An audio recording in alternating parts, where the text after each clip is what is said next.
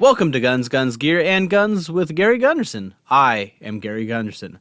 Vice President Harris appeared at Gun Sense University, a propaganda rally more accurately called Nonsense, held in Chicago on the same day the Illinois Supreme Court upheld their state's unconstitutional assault weapon ban, which I am sure was just a coincidence.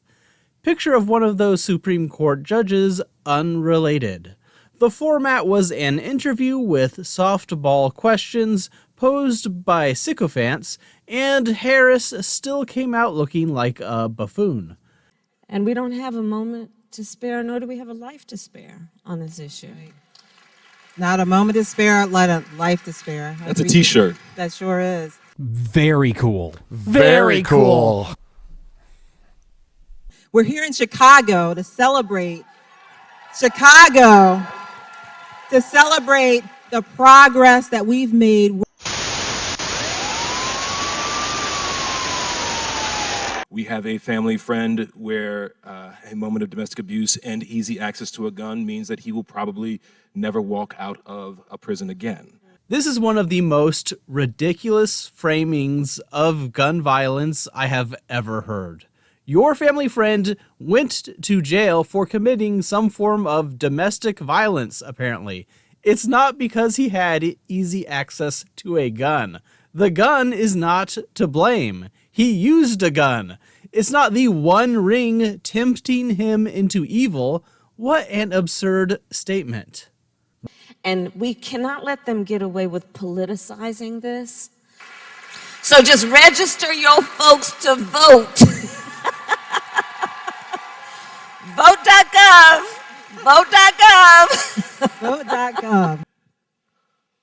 Vote.gov.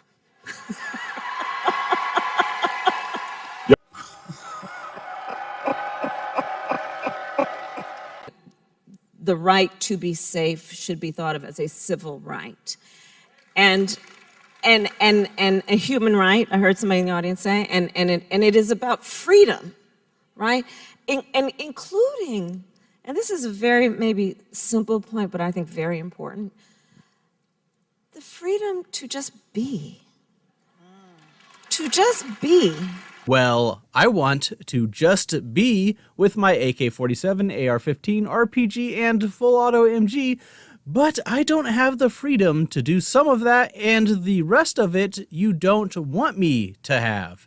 So it's not about freedom at all, and it is certainly not about freedom to just be. You are selling safety, but safety cannot be promoted by the government without control. Controlling people, controlling what they can do, controlling what they can purchase, and to do that requires force and authority, the very opposite of freedom. There are some people who are just trying to sell a false choice, which we know to not buy. That false choice be to suggest that you're either in favor of the Second Amendment or you want to take everyone's guns away. That a weapon of war, a weapon that was literally designed to kill a lot of human beings quickly, has no place on the streets of a civil society. This is one of the same tired lines from gun grabbers, and this whole spiel is full of them. Nearly every firearm is derived from a weapon of war or was at least submitted to be in a military contract. What you're really saying is you do want to take away everyone's guns. Gun violence is the leading cause of death of the children of America. It's the #1 cause of death, not some disease. Well, although this is a form of a disease, to be sure. This talking point has been floating around this year, and it is a lie. It is based on CDC data that does not include infant mortality and also includes full-fledged adults, 18 and 19-year-olds. If you control for actual children, automobile accidents become the leading cause. And I will give credit, one of them does correct this in a sneaky way by saying kids and teens, which would technically include 18 and 19-year-olds, but that's not what generally people think of when you're referring to them this way. The leading cause of death for kids and teens in this country. Lead the boldest gun sense administration in American history. They helped pass the first federal gun safety bill in decades. They installed the first ATF director in years. They used executive action to stop ghost guns.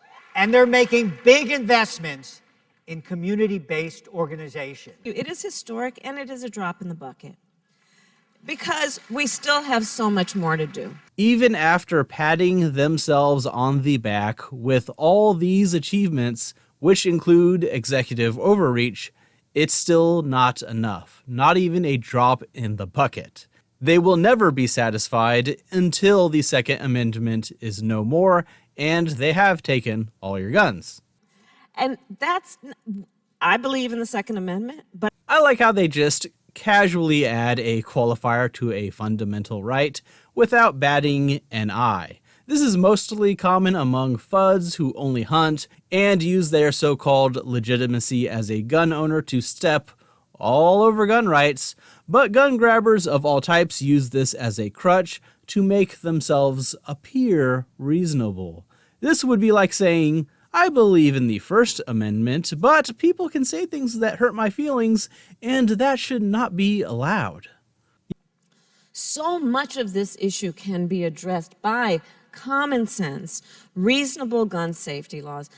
And I think it is also reasonable, as a former prosecutor, to say that it is reasonable to say that the gun manufacturers should not have immunity from litigation. That right there. Yes, common sense legislation like letting gun manufacturers get sued if someone uses a perfectly lawful item to commit a crime. Just like you should be able to sue Ford if someone uses their vehicle while drunk and kills someone. It just makes sense. The freedom to make decisions about your own body and not having the government try to tell you what to do. Unless it's in regards to firearms, in which the government must tell you what to do. Our babies have been going to school, and on the first day of school, they are learning the teacher's name, where the bathroom is, and how to sit quiet if there is an active shooter in their school. This is another one of those points where they decry the fact that children do safety drills. Even if they did confiscate all the firearms like they want, this would still be an issue, because you can make untraceable firearms and a school is often a soft target. Then, at the same time, they mock possible solutions. Some of them will say, well, you know, the solution here, strap a gun to the teacher. Our teachers want to teach. Our teachers want to teach. I'm not aware of anyone saying they will require teachers to carry firearms, but right now they are pretty much banned from doing so. Some of them probably would like the ability to protect themselves, and yes, their students as well. It's not like someone can't have a desire to teach, but also want to have the ability to defend themselves. The community in which you live, people like to legally use guns for hunting and things of that nature, and that's fine. What we're talking about is not about that. And the Second Amendment is not about that. I've checked. The Second Amendment does not allude to hunting anywhere. Some of the very people who refuse to engage in a meaningful debate and discussion on this, 1 minute later, or pretending that this is some intellectual, ideological debate when there is literally blood on the streets. And this is the point behind all of this nonsense, gun sense. There's no time to debate or discuss actual things that can help because there is blood on the streets. But actions have consequences. Every government law, either granting or restricting freedom, has a cost, and that cost is often in human lives. That's the reality of life.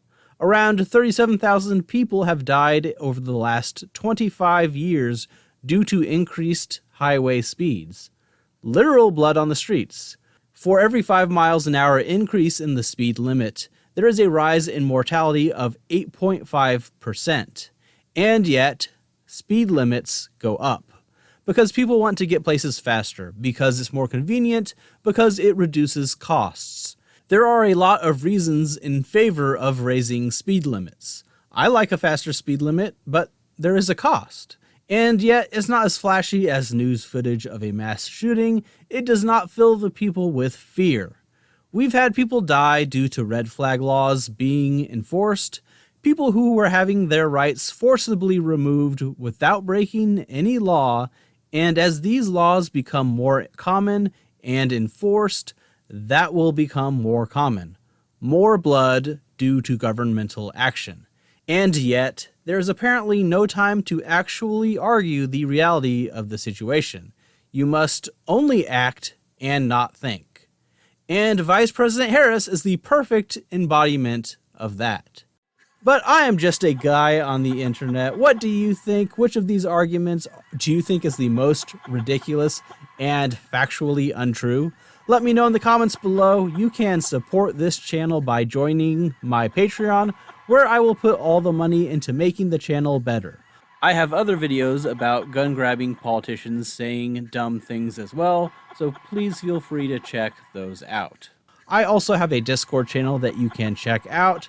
Please be sure to also like the video, share it, and subscribe to the channel for more content. Thanks for watching.